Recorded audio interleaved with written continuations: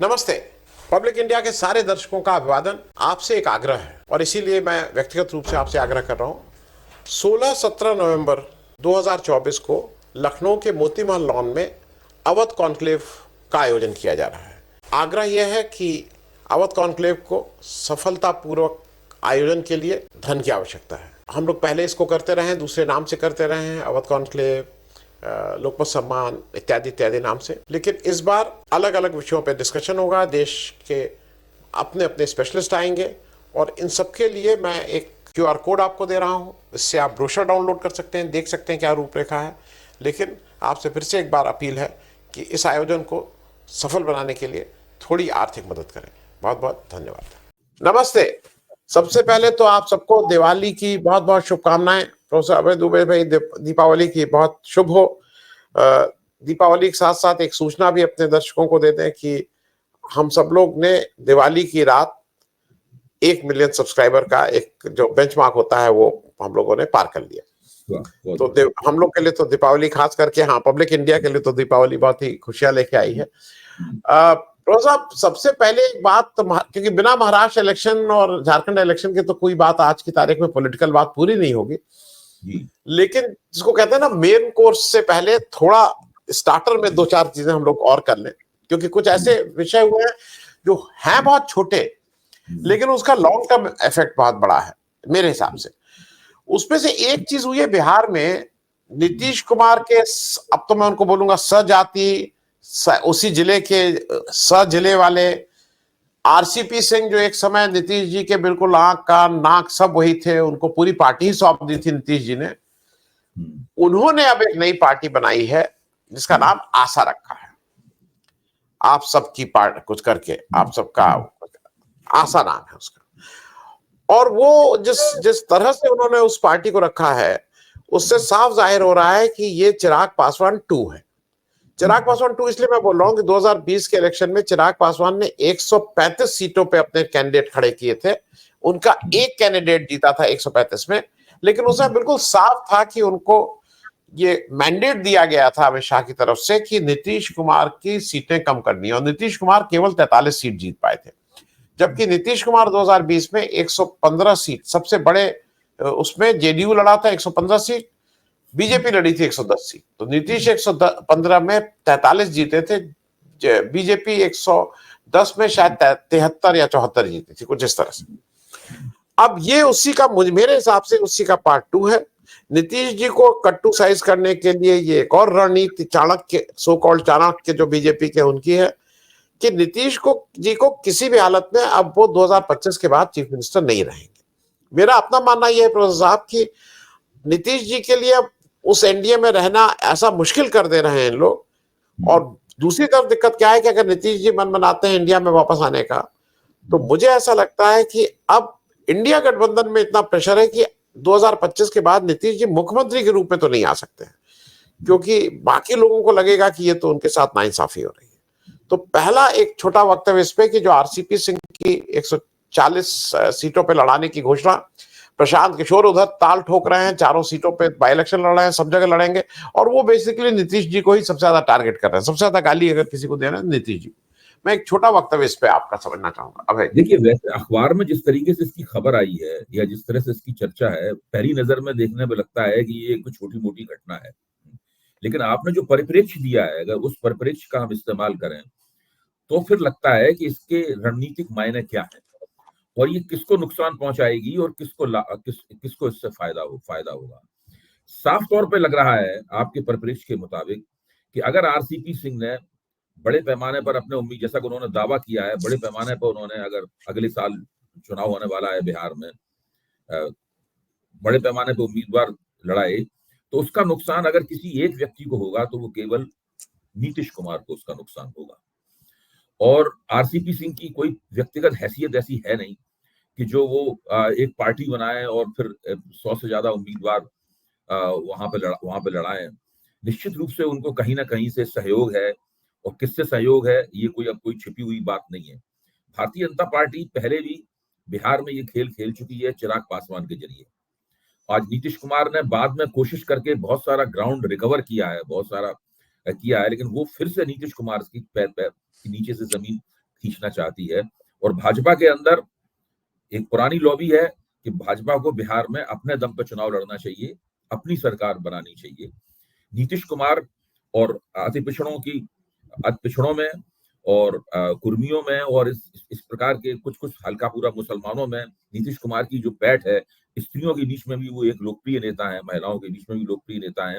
इसकी वजह से बार बार उन्हें नीतीश कुमार की जरूरत पड़ती है और नीतीश कुमार अपनी जरूरत का लाभ उठाकर अच्छी बार्गेनिंग करते हैं। अभी लोकसभा चुनाव में उन्होंने बहुत अच्छी बार्गेनिंग, बहुत अच्छा सौदेबाजी करके दिखाई। लेकिन अब लोकसभा चुनाव है बहुत दूर और विधानसभा चुनाव है बहुत नजदीक, तो सारी की सारी राजनीति अब विधानसभा चुनाव को ध्यान में रख के होगी। भाजपा ये चाहती है और पहले भी चाहती रही है कि नीतीश कुमार पूरी तरीके से निष्प्रभावी हो जाए राजनीति में, उनके पास कोई राजनीतिक जमीन ना बचे।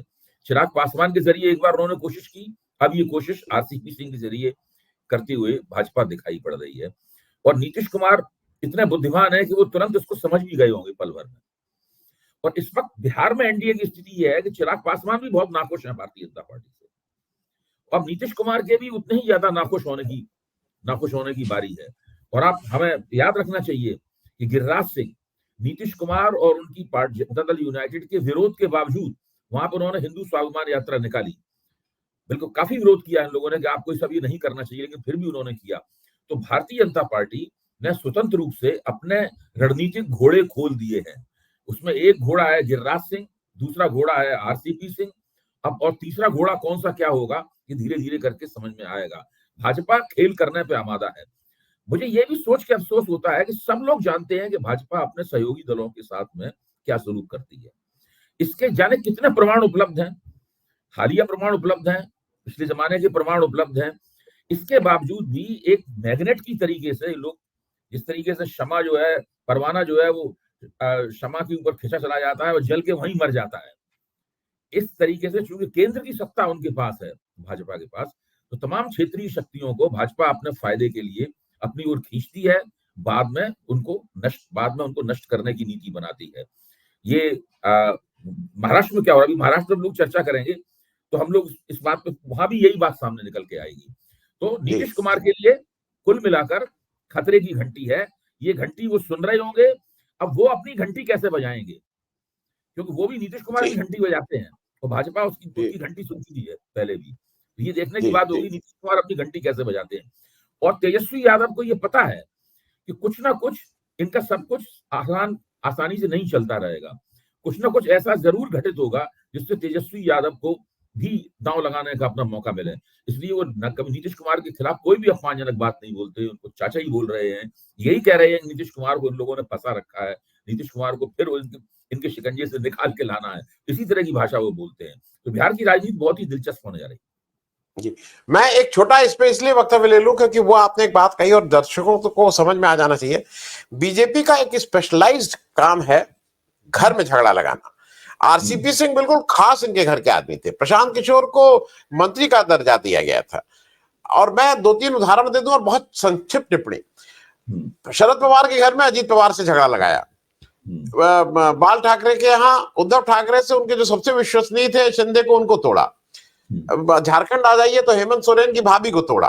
उत्तर प्रदेश आ जाइए तो अखिलेश यादव के चाचा को एक बार उनके खिलाफ। बंगाल में जाइए तो ममता बनर्जी के शुभेंदु, जो उनके खास लोग थे वो तोड़ने में सिद्धहस्त है। और जो ये क्या एक अलग तरह का स्पेशलाइजेशन है जो बाकी पार्टीज को लगता है कि भाई इस घर में क्या झगड़ा कराना। ये मैं एक बहुत छोटी संक्षिप्त टिप्पणी चाहूंगा इस पे। देखिए, आपने बिल्कुल सही जगह उंगली रखी है।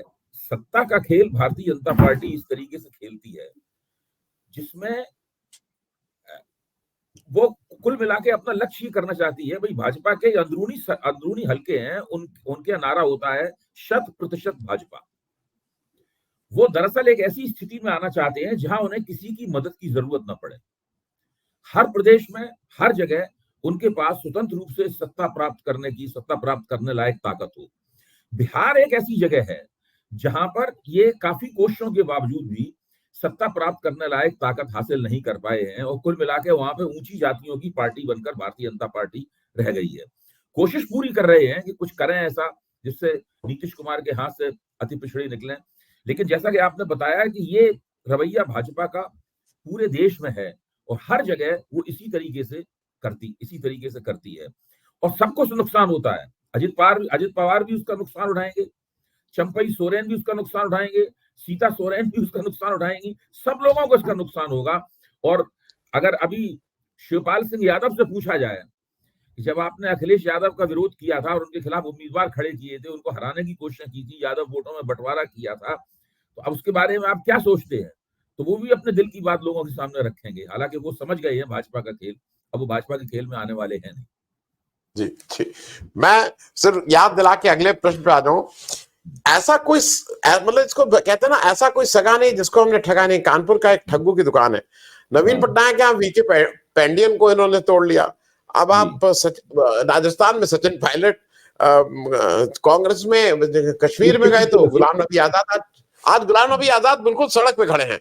वो मतलब ये किसकी क्या क्या करते हैं। खैर, मैं एक छोटी बात और जरा आपसे, क्योंकि वो इंपॉर्टेंट इसलिए है, परसों 31 तारीख को जम्मू कश्मीर में मनोज सिन्हा साहब ने, एलजी साहब ने यूटी दिवस मनवाया बड़े जोर शोर से, और उसमें ये सबने बायकॉट किया। उसमें उमर अब्दुल्ला ने बायकॉट किया और सारी इंडिया गठबंधन की पार्टी से बायकॉट किया।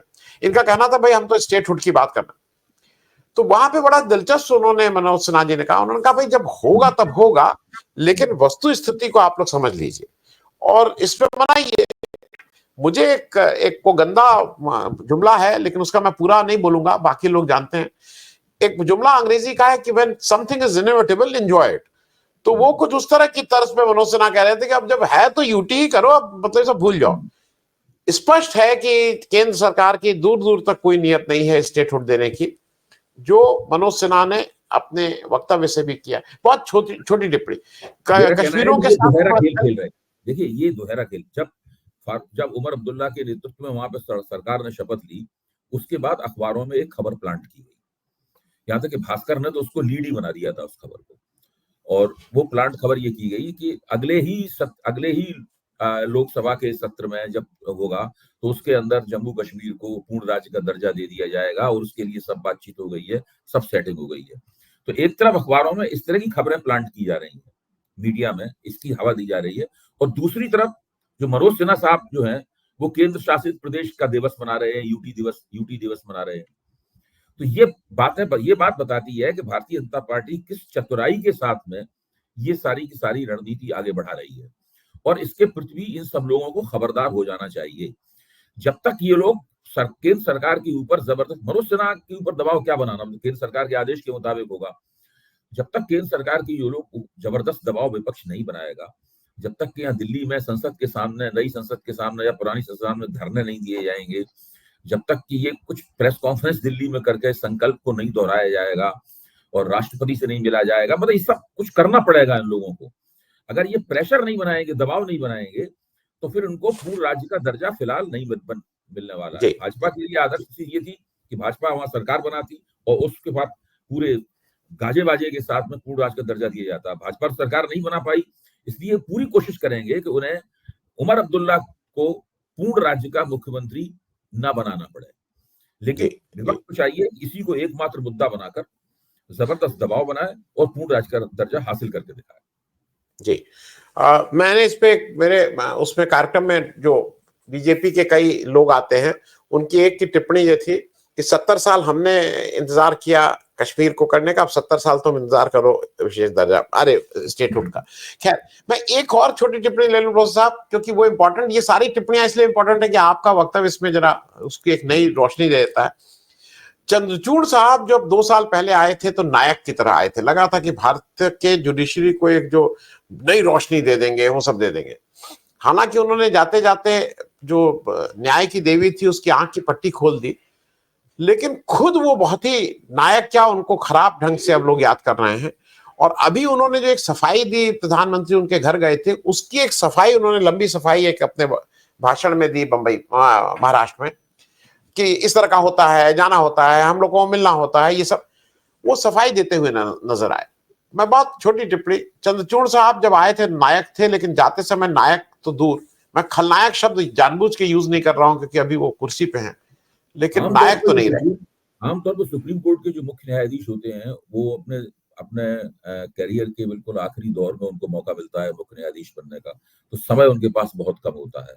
अब इसके बाद जो मुख्य न्यायाधीश इनकी जगह बनेंगे उनके पास भी बहुत कम समय है, उसके बाद जो आएंगे उनके पास भी बहुत कम समय है, लेकिन उसके बाद जो लाइन में लगे हुए हैं शायद उनके पास 1.5 साल का समय है। जस्टिस परदीवाला को 2 साल से ऊपर का समय है। हाँ, और हाँ, समय है उनके पास। अगला 2000, हाँ, इलेक्शन उन्हीं के उसमें होगा जी। हाँ, उन्हीं के उसमें होगा, लेकिन अभी बीच में 2 जो आएंगे उनके पास बिल्कुल समय नहीं होगा। ये चंद्रचूड़ साहब की खुशकिस्मती थी, वो युवा भी थे, उनके पास एक तरह की विरासत भी थी उनके पास।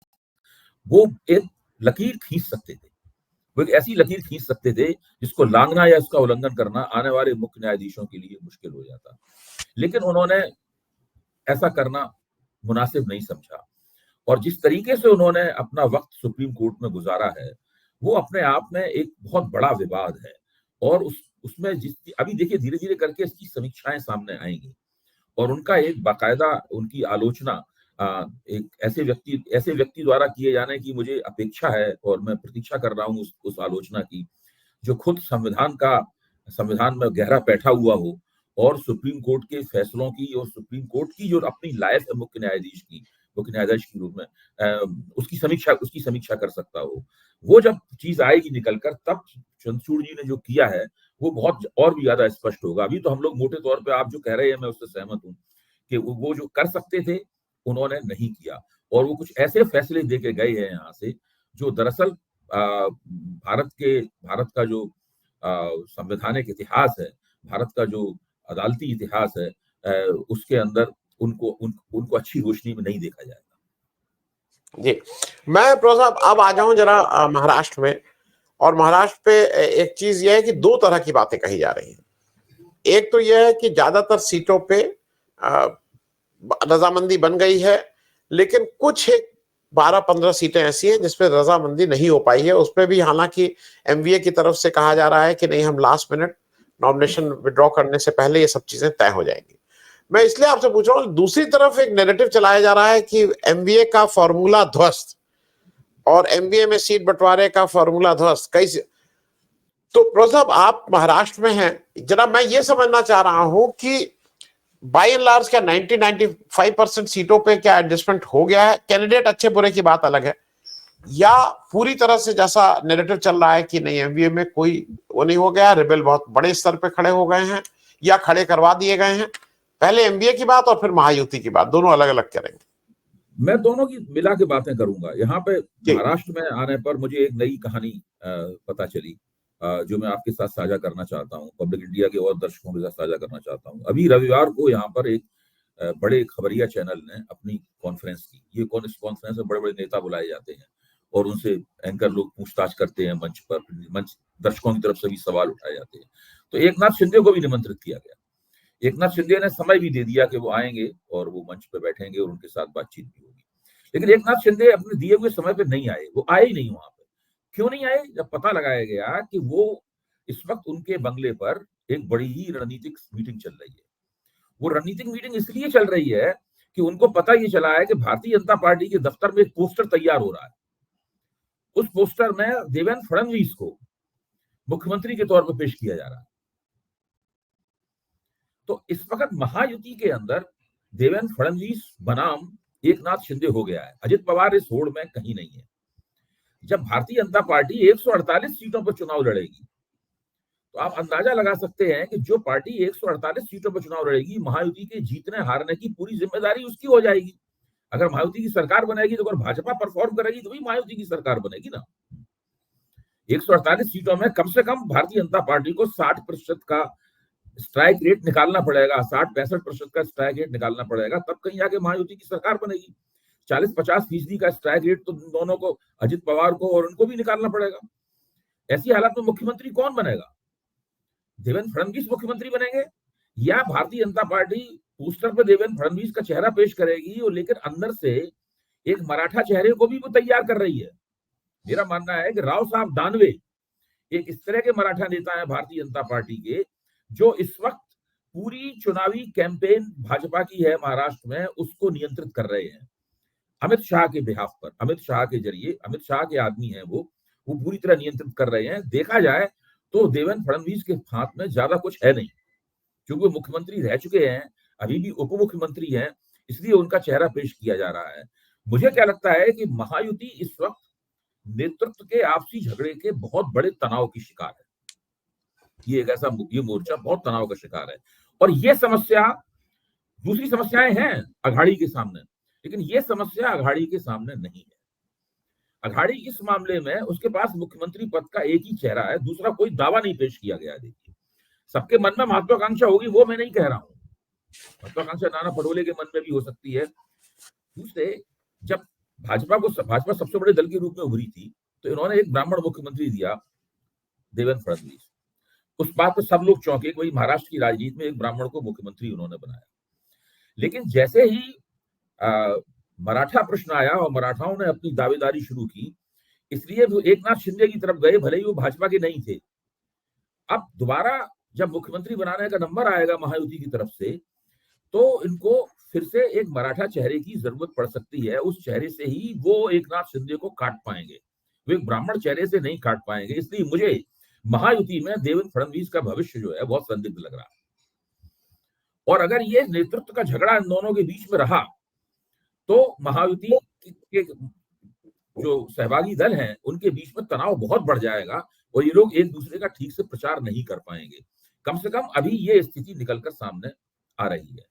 और दूसरी और भी बहुत सारी खबरें चल रही हैं। एक खबर ही चल रही है कि अमित शाह ने ये लगभग तय कर लिया है कि उन्हें देवेंद्र फडणवीस को बिल्कुल राजनीति में ढक्कन बना देना है। साथ में ये एक थियरी भी पत्रकारों और समीक्षकों द्वारा निजी तौर पर पेश की जा रही है।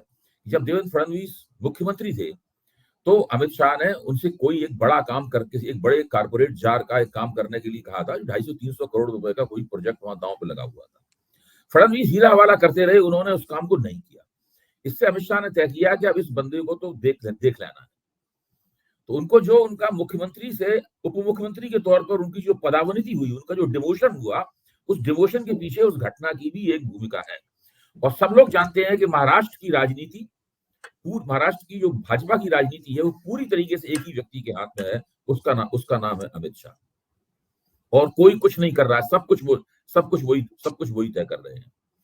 तो ऐसी स्थिति में महायुति, मुझे लगता है कि अंदरूनी समस्याओं के कारण मुश्किल में है। जहां तक अघाड़ी का सवाल है, अघाड़ी में कांग्रेस का हाथ अभी ऊपर है। कांग्रेस करीबन 103 से लेकर 110 सीटों के बीच में अंततः कांग्रेस लड़ रही है।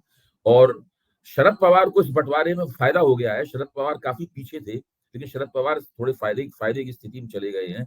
उनको 80-85 सीटें उनको मिल रही हैं। लेकिन अभी भी मुझे लगता है कि परस्पर समायोजन और आपसी सहमति का जहां तक सवाल है, तालमेल का यहाँ सवाल है, महाविकास अघाड़ी की स्थिति महायुति के मुकाबले बेहतर है। जी, मैं इसमें जरा एक चीज और, यहाँ हालांकि मैं झारखंड के बाद फिर इस पे आता हूँ। झारखंड में बीजेपी एक दूसरी समस्या से जुड़, वहां पे इतना ज्यादा परिवार, इतने एक ही मतलब परिवार के लोगों को टिकट दिए गए हैं बीजेपी में, चाहे वो कोई भी परिवार हो। चंपन सोरेन जी लड़ रहे हैं, उनका लड़का भी लड़ रहा है, तो उधर मतलब सब लोग, मधु कोड़ा की पत्नी लड़ रही है। तो वहां एक दूसरी तरह की समस्या है, और वो समस्या है कि परिवारवाद से अब बीजेपी जूझती हुई नजर आ रही है। और दूसरी तरफ हेमंत सोरेन ने अभी तक तो बहुत अच्छा वो किया है, उनका परफॉर्मेंस अच्छा रहा है, उनकी पत्नी बहुत अच्छा प्रचार कर रही हैं। वहां जो आरजेडी की थोड़ी नाखुशी थी वो ओवरकम हो गई है, मान लिया गया, और तेजस्वी वहां पूरी तरह से उसमें है। तो वो एक ज्यादा वेल ऑयल्ड लड़ना है। झारखंड के पे एक छोटी टिप्पणी करके फिर मेरा एक इंपॉर्टेंट प्रश्न है इसी महाराष्ट्र वाले पे। झारखंड में तो मुझे लगता है कि सब कुछ इस बात पर निर्भर है कि क्या भारतीय जनता पार्टी हेमंत सोरेन से कुछ आदिवासी वोटों को तोड़ पाएगी। क्योंकि पिछले चुनाव में और उसके बाद फिर लोकसभा चुनाव में, पिछले विधानसभा चुनाव में और उसके बाद लोकसभा चुनाव में आदिवासी वोट उत्तरोत्तर भारतीय जनता पार्टी से हटते गए। फिर हेमंत सोरेन को जिस तरह से गिरफ्तार किया गया, उनको जेल में डाला गया, तो वो जो पूरा प्रकरण हुआ, उस प्रकरण ने भी आदिवासी वोटों को और मजबूती से झारखंड मुक्ति मोर्चा के साथ जोड़ दिया है। उसका लोकसभा चुनाव में भाजपा खामियाजा उठा चुकी है। जैसे कि हम लोगों, मैंने शायद पहले भी चर्चा की है, कोलन बेल्ट है, कोलन बेल्ट में 14 सीटें थी, 14 सीटें भारतीय जनता पार्टी हार गई थी। अब भाजपा कोशिश कर रही है कि दोबारा वहां पर वापसी कर सके। कितनी वापसी कर पाएगी, इसके ऊपर काफी कुछ निर्भर होगा कि क्या झारखंड में भारतीय जनता पार्टी झारखंड मुक्ति मोर्चे को सत्ता से हटा सकती है। ये सब कुछ इस आदिवासी वोटों पर निर्भर होगा। ये आदिवासी वोट महाराष्ट्र की राजनीति में भी बहुत महत्वपूर्ण है। महाराष्ट्र में भी आदिवासियों ने पिछले लोकसभा चुनाव में महायुति को, सॉरी, महाविकास आघाड़ी को वोट दिया था। तो वहां भी आदिवासी वोट महत्वपूर्ण है और यहाँ भी आदिवासी वोट बहुत महत्वपूर्ण है। जी जी, मैं जरा इसलिए पूछ रहा था, जो आपने सूचना दी थी अमित शाह साहब की, वो सूचना आज से, वो काफी दिनों से चर्चा में, और उसमें ये भी बताया गया था कि देवेंद्र फडणवीस साहब ने जब इसमें मना किया था, तो उनका कहना, जो सूत्र है उनका कहना यह है कि उन्होंने मोदी जी से भी बात कर ली थी, प्राइम मिनिस्टर से, उनको कॉन्फिडेंस पे ले लिया था कि भाई इस तरह की जबरदस्ती कराई जा रही है, तो मोदी जी की उसमें हामी थी कि हाँ ठीक है, उसको मत करो, तुम ठीक है। अमित शाह और नाराज, आपकी बात सही है, इससे और चिढ़ गए थे वो कि जी हमने कहा और हमारी इस तरह हमारी शिकायत लगा दी साहब हाँ को। मोदी को साहब कहा जाता है ना वहां पे। जी जी आपने हमारी शिकायत लगा दी, इस बात से और भी चिढ़ गए थे। तो देवेंद्र तो फडणवीस से उनकी नाराजगी इस बात से दूरी हो गई थी। हाँ, और उन्होंने जब शिंदे जी को बनाया तो उस समय ये चर्चा थी कि कोई जरूरत नहीं थी देवेंद्र फडणवीस को डिप्टी चीफ मिनिस्टर बनाने के लिए, लेकिन वो इस, जैसे कहते हैं ना, स्टूल देना इसलिए जरूरी था कि तुम्हारी औकात तुम्हें दिखाने के लिए उन्होंने जबरदस्ती, वो तो पहले शपथ करने भी नहीं जा रहे थे, लेकिन उनको व्यक्तिगत रूप से अमित शाह ने फोन करके कहा कि जाओ डिप्टी चीफ मिनिस्टर, कुछ इस तरह का भी वहां खेल हुआ। लेकिन मैं इसी से रिलेटेड एक चीज बात ये कर रहा हूं, ये माधवी बुद्ध जी का मामला, अब मतलब जिसको कहते हैं ना कि कांग्रेस तो नहीं छोड़ रही है, और जिस तरह के आरोप लगाए जा रहे हैं, वो आरोप यह है कि माधवी बुद्ध जी भी, जैसे अमित शाह ब्लैकमेल करते हैं, वैसे ही माधवी बुद्ध जी अब ब्लैकमेल कर रही है सरकार को कि अगर मुझे बुलाया गया पीएससी में तो मैं ये खोल दूंगी। और ये दावे कांग्रेस के राहुल गांधी के स्तर पे भी और पवन खेड़ा के स्तर पे हो रहे हैं। मैं इस पे एक छोटी टिप्पणी चाहूंगा, ये इश्यूज तो बनेंगे भाई कहीं ना कहीं। ये इशू पहले ही बन चुका है, ये मुद्दा पहले ही बन चुका है, और इस वक्त देखिए अनधिकृत रूप से इसकी चर्चा बहुत गर्म है कि माधवी बुश ने साफ तौर पर गौतम अदानी वगैरह सबसे कह दिया है, देखिए अगर मैं जाऊंगी नीचे तो आप सब लोग भी मेरे साथ नीचे जाएंगे, इसलिए ये सब पब्लिक अकाउंट कमेटी वगैरह में मेरी हाजिरी से पर जोर ना दिया जाए, इससे मुझे निकाला जाए। और भाजपा पूरी कोशिश कर रही है, और अदानी साहब का मामला दांव पे लगा हुआ है, नरेंद्र मोदी पूरी कोशिश कर रहे हैं कि माधवीपुरी बुच को वहां पे संसदीय समिति के सामने ना पेश होना पड़े। उनके सामने अगर वो पेश होगी और विपक्ष के लोग उनसे जब जम के जिरह करेंगे, सवाल करेंगे, तो फिर समस्या पैदा होगी, कुछ ना कुछ बाहर निकल के आ जाएगा। और इस वक्त अगर कुछ भी बाहर निकल के आता है तो अदानी प्लस मोदी प्लस माधवीपुरी बुच, ये एक ऐसा समीकरण है जो कि पूरी इस सरकार की प्रतिष्ठा को सरकार की प्रतिष्ठा पलीता लग सकती है। सरकार वैसे ही परेशान है, जो अमित शाह के बारे में वाशिंगटन पोस्ट ने छाप दिया है। कनाडा के लोगों ने, कनाडा के जो सांसद हैं, उन सब लोगों ने भी स्पष्ट रूप से बता दिया है कि उन्होंने ही वाशिंगटन पोस्ट से ही कहा था कि भाई पन्नू को और निज्जर को जो मरवाने का आदेश था वो मोदी के एक बहुत नजदीकी बड़े व्यक्ति ने दिया था, और वो व्यक्ति है अमित शाह। ये चीजें सब अब भारतीय अखबारों में भी छपने लगी हैं, उन्हीं के हवाले से इंडियन एक्सप्रेस के पहले पन्ने पे सारी चीजें छपी हैं। इसका मतलब यह है कि एक प्रतिष्ठा को एक अगर धक्का इनके और लगा तो फिर इनके बहुत बुरी हालत में ये लोग पहुंच जाएंगे। इसलिए काफी बेचैन है, काफी शंकित है, और पूरी कोशिश कर रहे हैं कि माधवीपुरी बुच को संसदीय समिति के सामने ना पेश होना पड़े। इससे कैसे बचेंगे, ये एक सवाल है, ये एक सवाल है। जी जी, मैं खत्म, जी जी जी, नहीं बस मैं खत्म करने से पहले प्रोफेसर साहब एक छोटा प्रश्न, इसलिए एक अजीब सा टाइमिंग था, या तो इन लोग जानबूझ के करते हैं कि मतलब जिसको कहते हैं ना जख्म पे नमक छिड़क के दिखाने के लिए कि तुम क्या हो। ये जो फाइनल असेंबली लाइन का एक मामला था, जो एयरबस का एक इनॉग्रेट होना था अहमदाबाद में, वो स्पेन के प्राइम मिनिस्टर आते हैं और उस एक इवेंट को बड़ा इवेंट बनाया जाता है। हालांकि 26 में अभी नहीं आना, वो पहला जहाज 26 में निकलेगा, लेकिन उसको इवेंट बना के उसको करके महाराष्ट्र इलेक्शन से जस्ट पहले अगर ये किया जा रहा है, तो मैंने महाराष्ट्र के बहुत से लोगों का कहना था कि महाराष्ट्र को चिढ़ाने वजह से बात हो रही है। तो इस पे मैं एक बहुत छोटी टिप्पणी, वो जो एक इशू है कि महाराष्ट्र की बहुत सी इंडस्ट्रीज को खींच के ले जा रहे हैं गुजरात, ये सब, वो भी क्या कहीं अंडरलाइन है, कहीं लोगों के बीच चर्चा में है कि भाई ये हमारे महाराष्ट्र में तो ये गुजराती वाला मामला जो है ये काफी चुनाव में एक मुद्दा है। इस मुद्दे को महाविकास आघाड़ी किस तरह प्ले होगा, किस तरह ये मुद्दा निकल कर आएगा, वोटरों के सामने किस तरह इसको रखा जाएगा, ये अभी तक रणनीति निकल के सामने नहीं आ पाई है, क्योंकि अभी इसके ऊपर जो चुनावी भाषण हो रहे हैं, उन चुनावी भाषणों में ये मुद्दा दिखाई नहीं पड़ रहा है। लेकिन ये मुद्दा जरूर निकल के आएगा, क्योंकि ये जो देखिए, महाराष्ट्र जो है वो महाराष्ट्रियन अस्मिता के ऊपर खड़ा हुआ है। महाराष्ट्र का जो पूरा आंदोलन हुआ था अलग महाराष्ट्र बनाने का, और बॉम्बे गुजरात की राजधानी नहीं बनेगी, महाराष्ट्र की राजधानी रहेगी, इसके लिए लोगों ने अपना खून बहाया है। यहाँ फ्लोरा फाउंटेन के ऊपर गोलियां चली थी, इसमें बहुत से लोग मारे गए थे, और इस पूरे अस्मिता के प्रश्न को लेकर ही शिवसेना का जन्म हुआ। बाल ठाकरे के पिता जो थे प्रबोधनकर ठाकरे, वो इस सवाल को अपने अखबार में उठाया करते थे। फिर बाल ठाकरे ने उसी बात को आगे बढ़ाकर एक संगठन बनाया, और देखते देखते महाराष्ट्र की राजनीति बदल गई। उसमें कांग्रेस की भी एक खास तरह की भूमिका थी। तो कांग्रेस भी इस जो कांग्रेस का नेतृत्व हमेशा मराठा नेताओं के हाथ में रहा, मराठा स्टालवार्ट्स के हाथ में रहा है। तो ये एक मुद्दा बनेगा, कैसे बनेगा ये अभी देखने की बात है। जी, बहुत बहुत धन्यवाद। लेकिन मुझे ऐसा लगता है प्रोफेसर साहब कि अगर ये मुद्दा ना भी बने तो जो वहां के उद्योगपति हैं, वो जो एक होता है ना हाथ खींच लेना और कहीं इस घोड़े के बजाय उस घोड़े पे दांव लगाना, वो जरूरी कर रहे होंगे।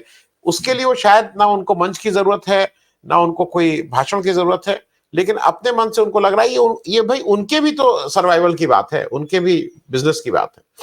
ऐसा इसके ऊपर मुझे लगता है, इसके ऊपर कभी एक अलग से कार्यक्रम कीजिए कि जो भारत की जो कारपोरेट शक्तियां हैं, उनके बीच की होड़ क्या बता रही है हमें। ठीक है, हाँ, ठीक बात। देखिए, ये जो कारपोरेट दुनिया है, ये भी एक पिरामिड की तरह खड़ी हुई है।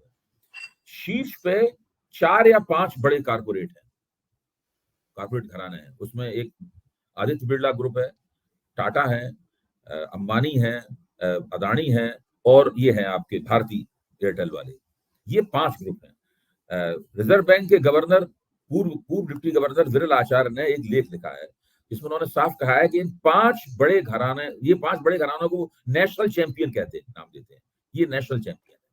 इन नेशनल चैंपियंस के हाथ में सब कुछ दे दिया गया है। देश में जो इस वक्त महंगाई बढ़ी है, यानी जो इन्फ्लेशन हुआ है बहुत बड़े पैमाने पर, वो इन 5 बड़े घरानों की देन है। ये लोग इस तरीके से पूरी इकोनॉमी को चला रहे हैं, प्राइसेस को इस तरीके से दामों को इस तरह निर्धारित कर रहे हैं, जिससे सब पूरा देश महंगाई की चपेट में आ गया है। और सरकार उन्हें ये करने दे रही है। जी, ये सब कैसे? और इन 5 में भी शीर्ष पे अदानी है, क्योंकि उनकी नरेंद्र मोदी से सीधी बातचीत होती है। बाकी लोगों को टाइम देना पड़ता है, गौतम अदानी को नहीं टाइम देना पड़ता है। तो ये बाकी 4 जो हैं, वो अदानी को मिल रही इस विशेष प्राथमिकता से मनी मन नाखुश हैं। जी, जी। इस शीर्ष में जो 5 घराने हैं, इनके बीच में भी प्रतियोगिता है। तो इसके ऊपर कभी अलग से चर्चा की जाए। विरल आचार्य ने जो ऑब्जर्वेशन किया है, जो बहुत ज्यादा चर्चित है, उसकी रोशनी में वो बड़ा दिलचस्प होगा।